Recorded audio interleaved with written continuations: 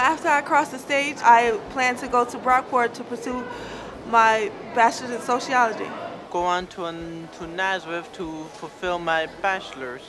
I am accepted at Brockport College. Well, I'm going to be attending Stony Brook in the fall for occupational therapy. I still plan on coming back to school to take up another major. Well, my plans are to transfer to 4-year school for a bachelor in accounting. I'm just going to use the knowledge that I've acquired and apply it into my job working for the county. I will be going to SUNY Geneseo in the fall of 2013. My next step is CUCA. I do want to still pursue getting to a 4-year college and also to be able to acquire my bachelor's in social work.